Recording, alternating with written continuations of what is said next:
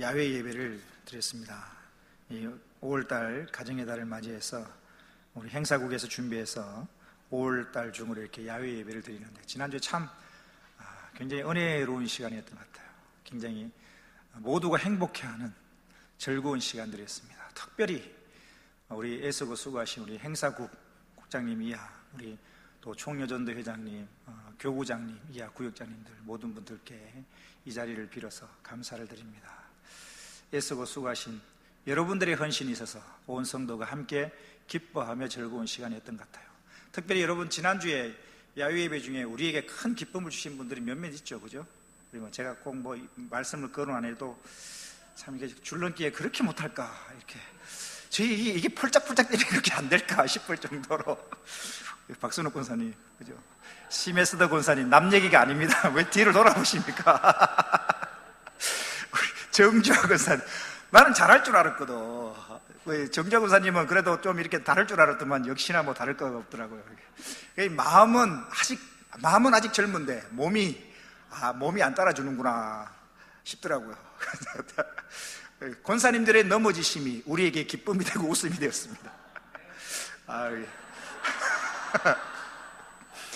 내년에 또 한 번 이렇게 단체 줄넘기 한번 시켜서 우리 박순호 권사님, 심혜수 권사님, 정주하서 세 분만 한번 돌려봐야 될 것 같아.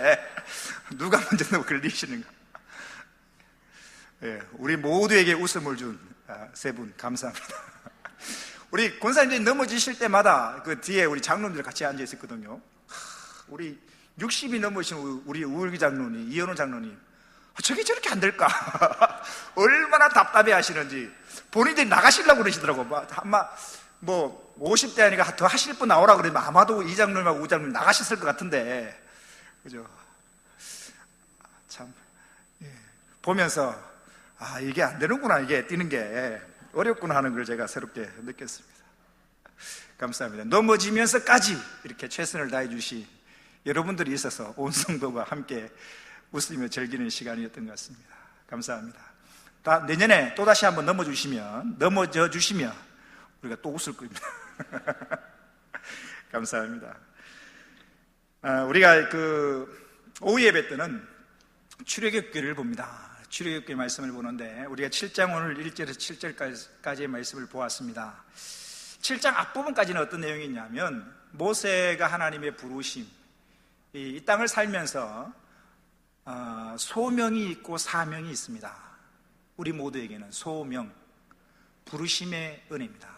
하나님의 사람으로 부르시는 거죠. 이게 소명입니다. 저는 목회자로, 여러분들은 각자 집사님으로, 권사님으로, 장로님으로 하나님이 부르심의 소명, 부르심의 소명이 있고, 부르신 데에는 하나님께서 맡기신 일이 있습니다. 그걸 사명이라고 합니다.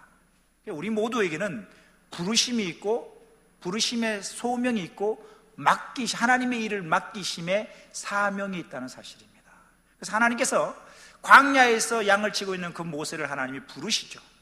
소명, 모세야 모세야 부르시고 모세에게 사명을 주십니다. 애굽에서 노예로 살고 있는 하나님의 백성들을 출애굽시키는 사명을 주시죠. 그 사명을 받들어 모세가 광야에서 양을 치는 모습에서 놔두고, 자기의 삶의 터전을 놔두고 하나님의 말씀에 순종해서 애굽의 바로를 만나러 갑니다. 바로를 만나러 가서 그 바로에게 이야기를 하죠. 우리가 섬기는 하나님이 하나님의 백성을 내보내러 간다. 우리가 예배드리러 갈 테니까 우리 하나님의 백성들을 내보내달라 라고 이야기를, 하나님의 말씀을 대신 전하죠. 그 말을 들은 바로가 그러냐고, 알았다고, 하나님의 백성을 가서 하나님께 예배드리라고 이렇게 하면 좋았을 텐데, 바로가 그렇게 하지 않죠. 내가 하나님 모르는데 하나님이 누구가 안 돼? 내가 하나님의 말씀을 들어야 되느냐? 너희가 배불러서 너무 편하니까 하나님을 예배한다고 하니까, 그죠? 더 모세가 바로를 만난 이후로 이 이스라엘 백성, 애굽에서 살고 있는 이스라엘 백성들에게 더 힘든, 그죠? 고역과 고난이 닥칩니다. 그러니까 지금 백성들의 입장에서 난처하죠. 우리를 애굽에서 구원해 줄 그 모세가 왔다는 것에 기대감을 잔뜩 품었는데, 기대를 했거든요. 모세가 바로를 만나러 갔으니까 잔뜩 기대를 했거든요. 그런데 웬걸 돌아온 건 애굽에서 탈출이 아니라 더 힘든 고역으로 되돌아온 것입니다. 더 고통과 고난과 환난만 더 다가오는 것입니다. 그런 가운데서 좌절하고 낙심되어 있는 이 모세에게 하나님이 하시는 말씀이 오늘 본문에 기록되고 있습니다. 본문 1절 말씀 우리 같이 한번 읽어볼까요? 본문 1절입니다. 시작. 여호와께서 모세에게 이르시되 볼지어다 내가 너로 바로에게 신같이 되게 하였은즉 네 형 아론은 네 대언자가 되리니. 하나님께서 모세에게 말씀하십니다. 볼지어다 내가 너로 바로에게 뭐같이 되게 하였다? 신같이 되게 하겠다. 이 땅 위에서의 권세만 보십시오. 땅 위에서의 권세는 바로의 권세가 훨씬 크죠.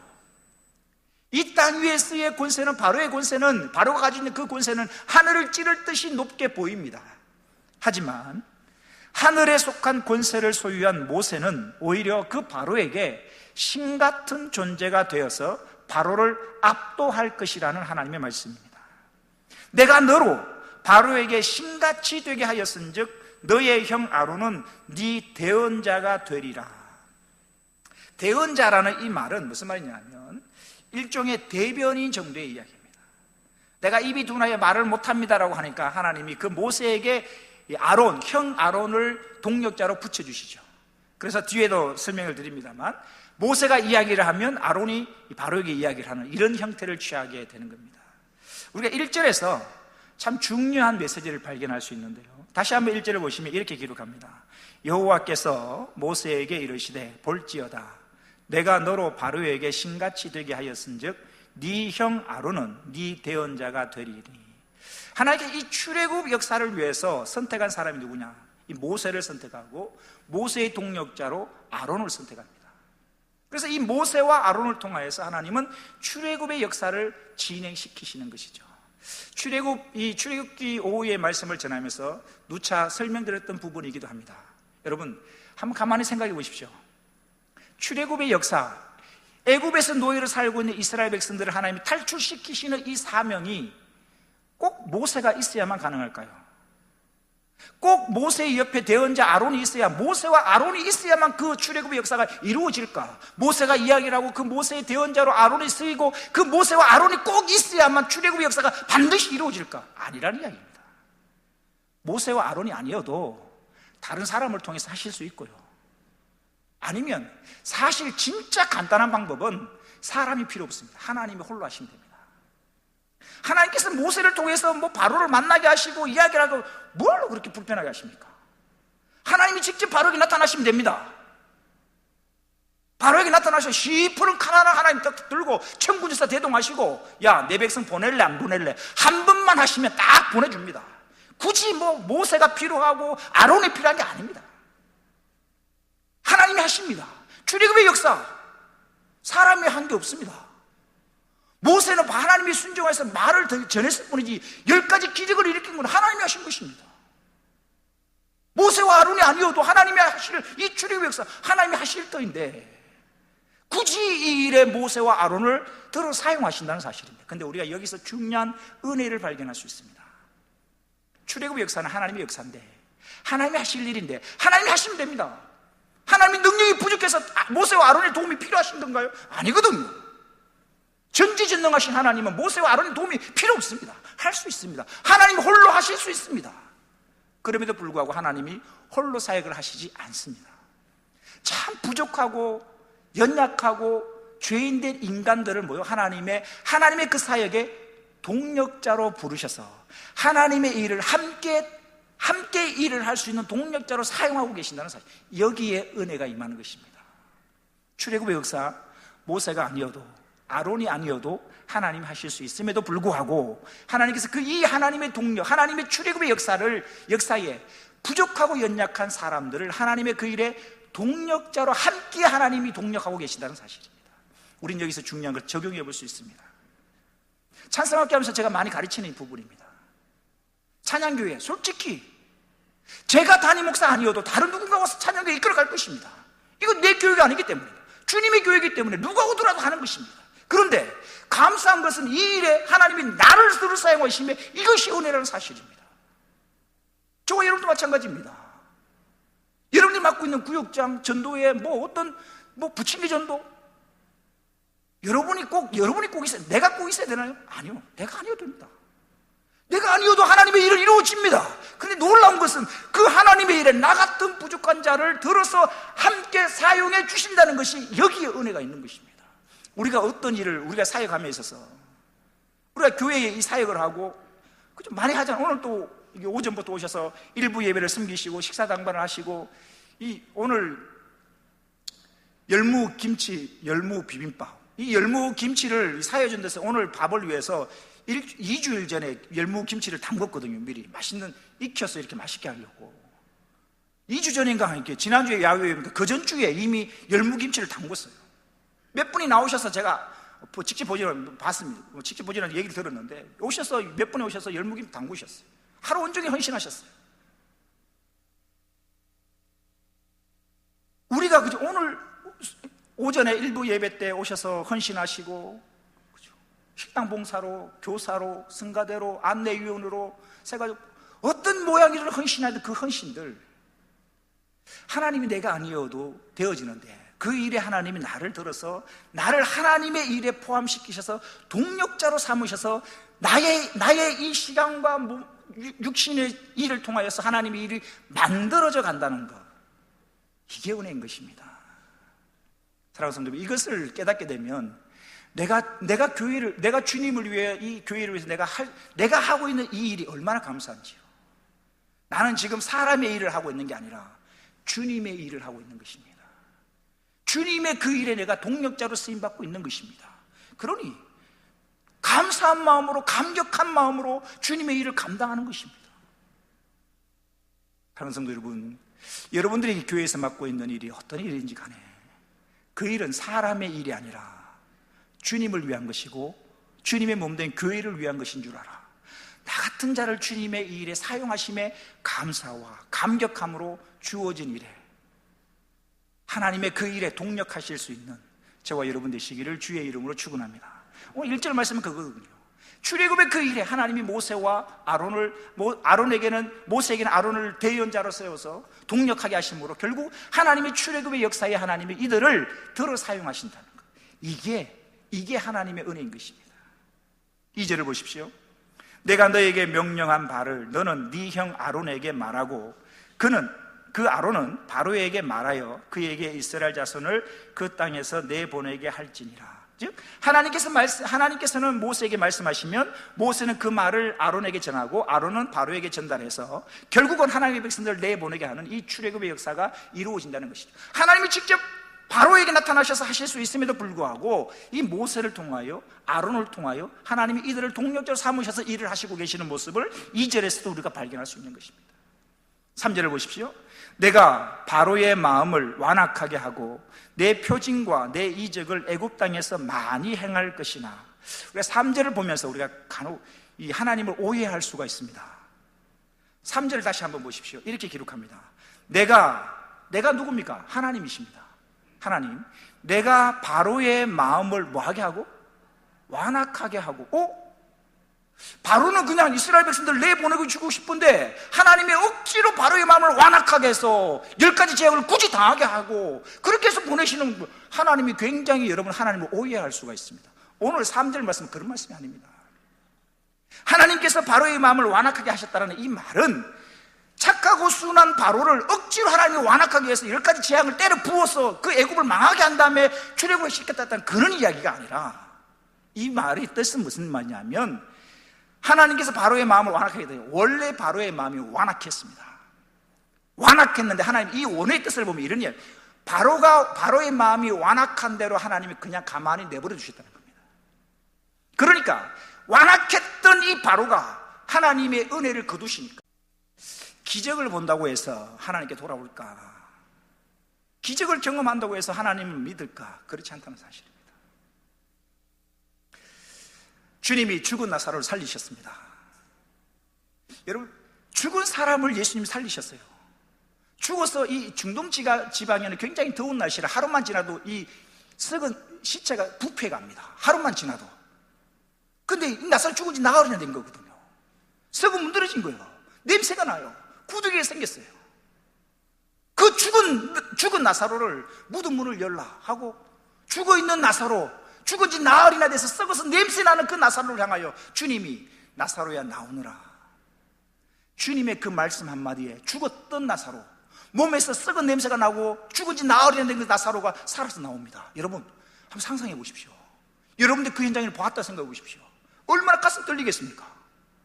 죽은 사람이 살아나왔어요. 그러면 그 예수님은 사람이 아닌 거예요. 하나님의 아들 생사화복을 주관하시는 하나님이 아니시고는 죽은 사람은 살릴 수가 없어요. 그러면 그 죽은 나사로 살아나온 것을 보고 많은 사람들이 믿어야 될 텐데, 성경에 보니까 어떻게 나오냐면 예수님을 죽이려고 했던 그 유대의 지도자들이 어떤 마음을 품냐면 죽어서 살아난 나사로까지 죽이려고 합니다. 살아난 나사로를 보고 예수님 당신 하나님의 아들이십니다라고 믿고 고백하는 게 아니라 죽었다가 살아난 나사로까지도 예수님과 함께 같이 죽이려고 합니다. 죽었다 살아난 나사로 때문에 예수님 믿는 사람들이 생기니까 그 살아난 나사로를 다시 죽이려고 덤벼듭니다. 기적을 본다고 해서 다 예수를 믿는 게 아닙니다. 오늘 본문에 바로 마음이 완악한 대로 하나님 내버려 두시니까 10가지 재앙을 직접 경험하면서도 말을 듣지 않는 거죠. 여기에 반해서 저와 여러분이 어떤 기적도 눈으로, 홍해 바다가 갈라지는 기적도 경험하지 못하고 나의 질병이 낫는 어떤 기적도 경험하지 못했음에도 불구하고 예수가 그리스도임이 믿어진다면 이게 은혜고 이게 기적인 것입니다. 할렐루야. 그렇죠?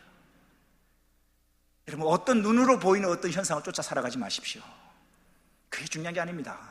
기적을 본다고 해서 예수가 믿어지는 게 아니라는 사실입니다. 오늘 본문에 바로 10가지 재앙을 경험함에도 불구하고 끝까지 고집을 부립니다. 말을 듣지 아니하는 이 바로 완악한 마음. 4절 다시 보십시오. 바로가 너희의 말을 듣지 아니할 터인즉 내가 내 손을 애굽에 뻗쳐 여러 큰 심판을 내리고 내 군대 내 백성 이스라엘 자손을 그 땅에서 인도하여 내릴지라. 오늘 본문의 제목이 우리 제목 주보에 나와 있는데 제목을 한번 읽어볼까요? 시작. 내 백성 이스라엘. 오늘 4절 말씀에서 제목을 땄습니다. 여러분 하나님께서 이스라엘 백성들을 뭐라고 부르시냐면 내 군대 내 백성 이스라엘 자손이라고 부릅니다. 내 군대라는 이 말이 이스라엘 백성들을 향하여 하나님은 뭐라고 부르냐면 내 뭐라고요? 군대라고 합니다. 여러분 보십시오. 바로의 군대와 하나님의 군대가 싸우면 누가 이기겠습니까? 이스라엘 백성들을 향하여 하나님 말씀하십니다. 내 군대다. 내 군대다라고 말씀하고 계실 뿐만 아니라 그 뒤에 보면 이렇게 이스라엘 백성들을 향하여 하나님이 말씀하시는데 내 백성 이스라엘 자손이다. 여러분 얼마나 큰 은혜입니까? 이스라엘 백성들을 애굽 사람들이 바라보는 이스라엘 백성들을 어떻습니까? 노예입니다. 노예는 물건입니다. 애굽 사람들이 주인 입장에서 노예인 이스라엘 백성들을 보면 노예, 하찮은 물건이죠. 인격이 없는 물건입니다. 애굽 사람들이 볼 때는 보잘것없고 나라도 없고 집도 없는 노예 민족에 불과한 아무 하찮은 그런 민족이에요. 손가락질하고 누구에게나 무시당하는 그 노예 민족, 그 노예 민족임에도 불구하고 하나님은 이스라엘 백성들을 향하여 내 백성 이스라엘이다 라고 말씀하십니다. 말씀을 준비하면서 얼마나 가슴 떨리고 얼마나 감사한지요. 세상 사람들이 저와 여러분을 볼 때는 애굽 사람들이 이스라엘 백성들을 보는 것처럼 똑같이 볼지도 모릅니다. 가진 것도 없고 많이 배운 것도 없고 내세울 만한 것도 없고 그러면서 주일날 성경 지키고 교회 가는 거죠. 돈 많이 가지고 성공한 세상 사람들이 볼 때는 참 우습게 보일지도 모릅니다. 그런데 세상 사람들이 무시하고 우습게 여기는 그 이스라엘 백성들을 향하여 하나님 말씀하십니다. 내 백성 이스라엘 자손이다. 사랑하는 성도 여러분, 저와 여러분이 이 세상에서 함부로 살 수 없는 이유, 우리의 자존감을 가지고 살아야 되는 이유는 저와 여러분의 신분이 뭐냐? 창조주 하나님의 백성이란 사실입니다. 하나님의 자녀란 사실입니다. 얼마나 귀한지요, 얼마나 존귀한지요. 우리가 서로 존귀 여기고 사랑하고 섬겨야 될 이유는 저와 여러분의 신분이 하나님의 백성이기 때문이라는 사실입니다.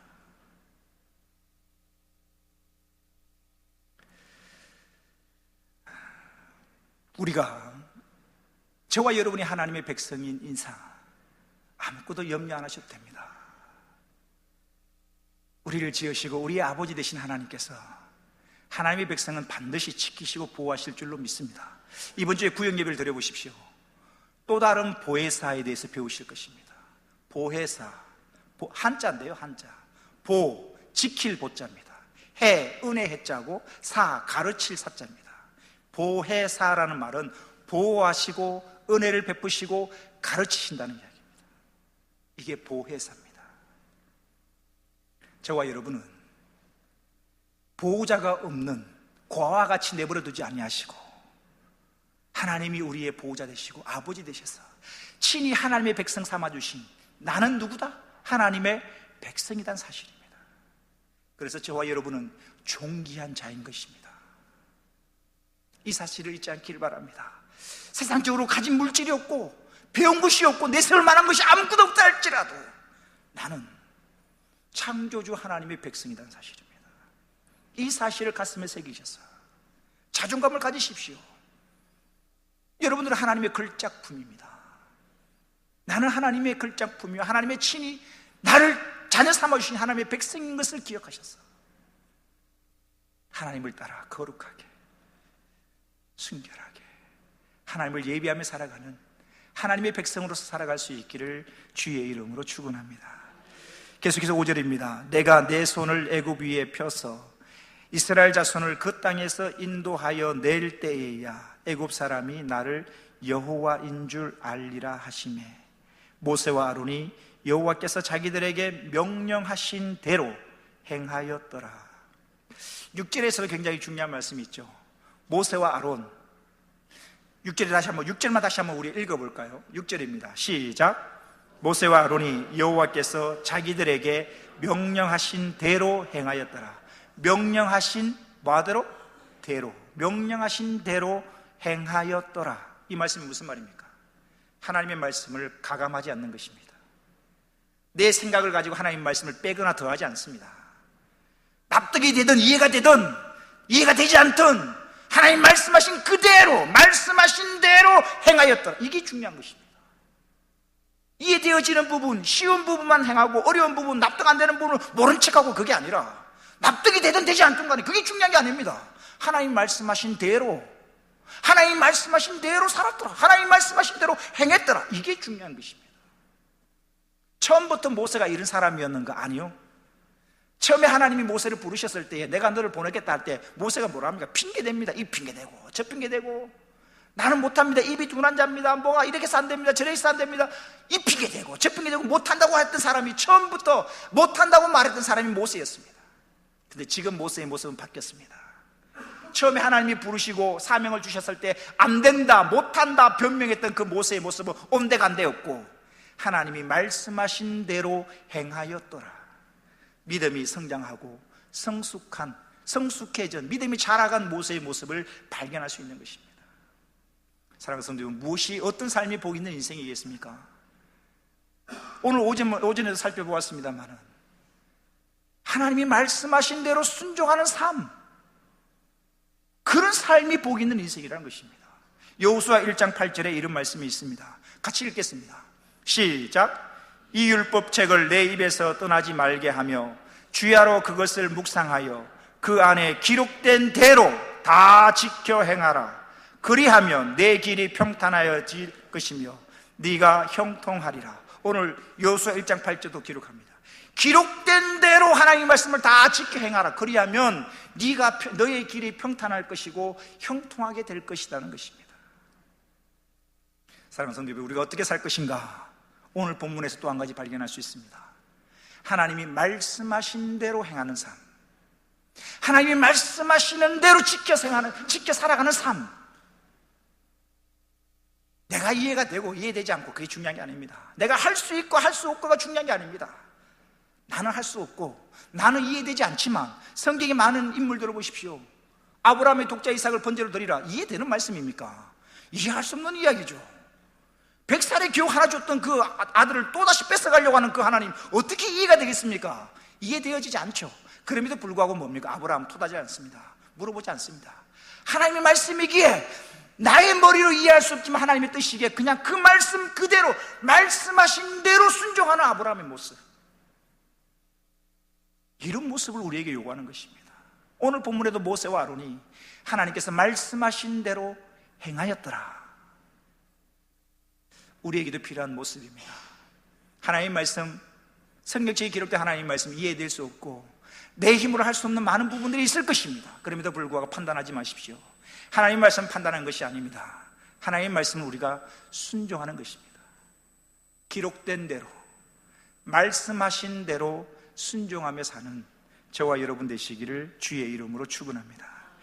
7절입니다. 그들이 바로에게 말할 때에 모세는 80세였고 아론은 83세였더라.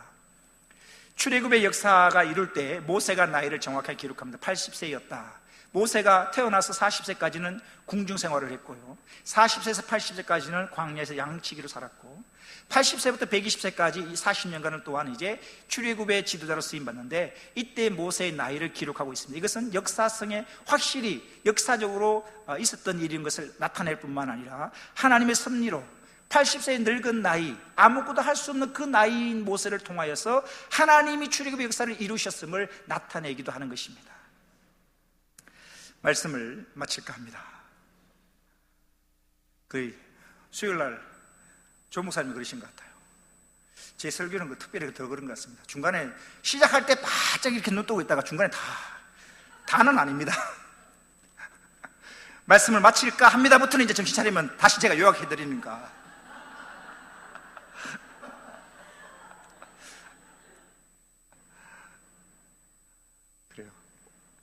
오늘 말씀을 통해서 평상시에는 2가지만 말씀을 드리고 마칠까 하는데 오늘은 3가지만 말씀드리고 마칠까 합니다.